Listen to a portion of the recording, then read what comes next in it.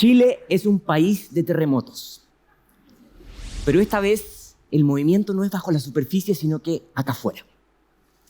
Y entonces es tan importante construir arquitecturas que sean resistentes a los cambios del futuro. Y ahí la educación tiene que jugar un papel fundamental. La educación de hoy día y la educación de mañana. Por eso quiero explorar con ustedes esta pregunta. ¿Cómo hacemos para preparar a las generaciones que vienen en un mundo donde sistemas parecen pensar por sí solos? Si las máquinas piensan, ¿cómo preparamos a los que no son máquinas? Y esto no es tan fácil, porque la tecnología evoluciona, como nos decía Guillermo, a una velocidad exponencial.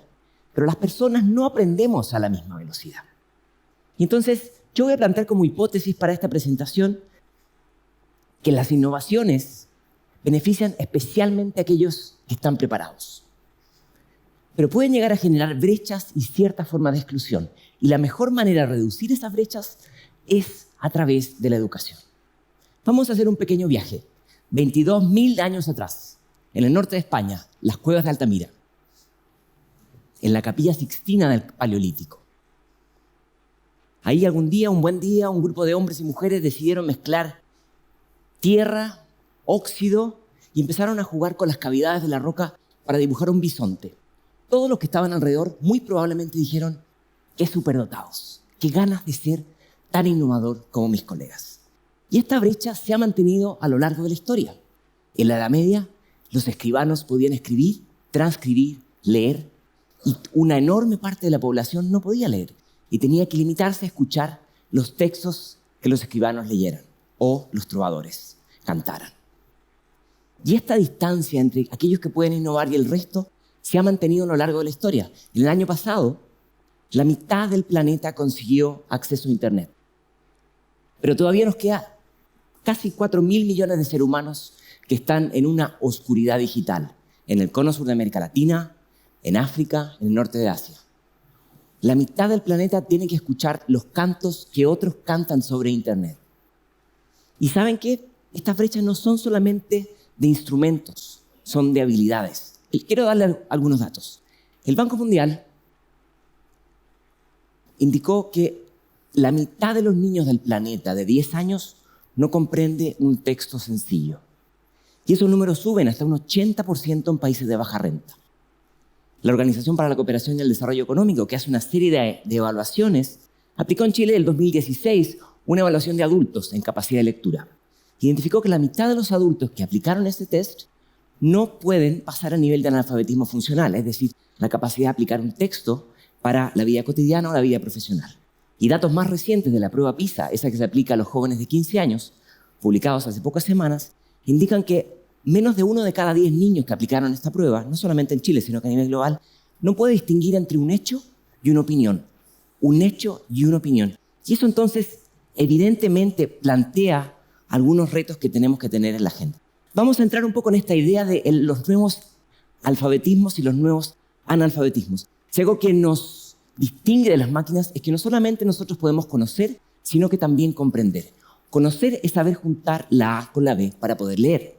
Comprender es ser capaz de leer entre líneas. Y eso hoy día es tan importante, porque hoy día mucha de la información que consumimos está alterada, está modificada, está fragmentada, está manipulada. Las famosas fake news y la posverdad.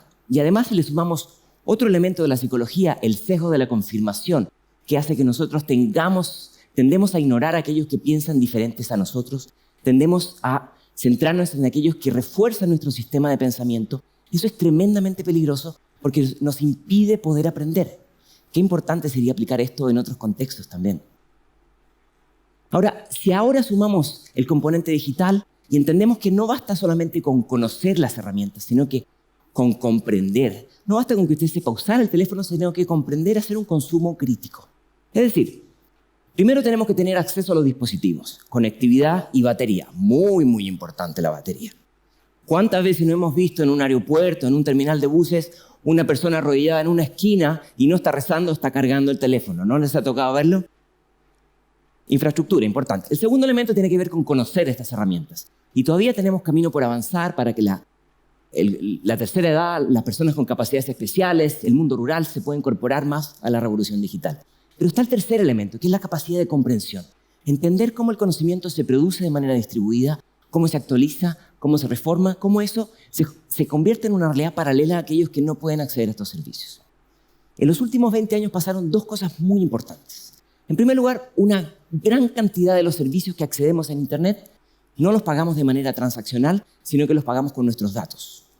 Y en segundo lugar, cuando estamos dispuestos a pagar por contenidos, por ejemplo, a través de streaming en películas, en libros, en música, ya no pagamos por el contenido, sino que pagamos por el tiempo que estamos consumiendo. Entonces, esto ha generado una transformación sustantiva a la era predigital. ¿Por qué? Porque la economía de las extracciones, los proveedores de contenidos necesitan nuestros datos para hacer publicidad, para fragmentar la realidad compleja a una realidad parecida a nuestro sistema de pensamiento. Y esto es bien peligroso porque manipula nuestra comprensión de la realidad, genera islas, genera burbujas, genera formas de imposición de uno sobre otro. Pero además un enorme bombardeo de información donde es difícil distinguir los hechos de las opiniones. Y yo me quiero preguntar, ¿cómo hacemos para que la educación dialogue con estos temas también? Pero antes de ir allá, tenemos que incorporar un tercer elemento del que se ha hablado muchísimo en este Congreso. La inteligencia artificial, la capacidad de los sistemas de hacer mímesis de la cognición humana, la capacidad de hacer diagnósticos, la capacidad de hacer recomendaciones, análisis. Hoy día, por ejemplo, conocemos cuáles son las grandes compañías que hoy día concentran un enorme volumen de las interacciones a través de los espacios digitales. Pero no comprendemos demasiado bien cómo lo hacen, ni con qué fines. O sea, los fines sí los tenemos clarísimos, pero no tenemos demasiado claro cuáles son las formas, hasta dónde llega nuestra información.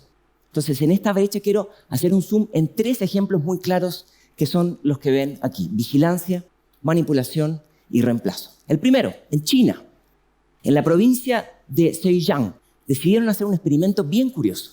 Decidieron poner cámaras de vigilancia en las clases para que el detector de reconocimiento facial identifique si el niño está estudiando, está aprendiendo, está concentrado, está distraído. ¿Se imaginan? El software manda un reporte al director de escuela y, por supuesto, al padre que recibe un WhatsApp para saber si el niño está estudiando. Yo no sé ustedes, pero esto plantea muchas preguntas en términos de ética digital, protección de datos, protección de la identidad. Y no queda demasiado claro cuál es el nivel de efectividad de esto. ¿Se imaginan poner una cámara de reconocimiento facial en el taller de Miguel Ángel o Leonardo da Vinci cuando estaba pintando la Mona Lisa y que el software pueda averiguar qué tan creativo es una persona? Bueno, la educación del futuro empieza a coquetear con estas ideas. Déjenme darles la segunda. Nosotros somos sujetos manipulables, hackeables, decía Harari en este escenario. ¿Por qué somos hackeables? Porque muchas veces decidimos no decidir y que estas herramientas de inteligencia artificial tomen decisiones por nosotros. Cómo vestirnos, cómo movernos. Déjenme darles 2 ejemplos.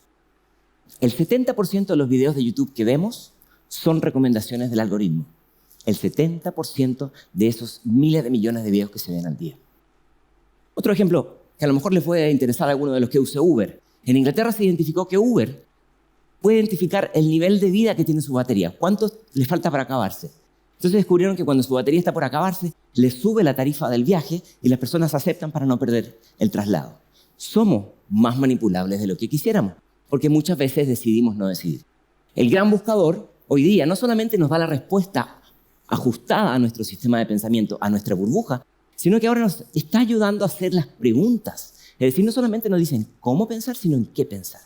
Y ahora últimamente, probablemente muchos de ustedes han visto que hay una emergencia de herramientas de inteligencia artificial que pone sobre una persona un rostro distinto. Vamos a tener que educar el ojo en este nuevo contexto. Esta vieja idea de ver para creer va a quedar un poco obsoleta, creo yo, en este contexto. Pero además, como muy bien nos planteaba Guillermo, empiezan a aparecer herramientas que complementan las capacidades humanas. Hemos visto muchas empresas que están incorporando a ciertos trabajadores en los supermercados, por ejemplo. En el sur de Francia hay unos pequeños robots que interactúan con adultos de tercera edad. En las bodegas de Amazon ponen estos pequeños robots que marcan y trasladan las bodegas.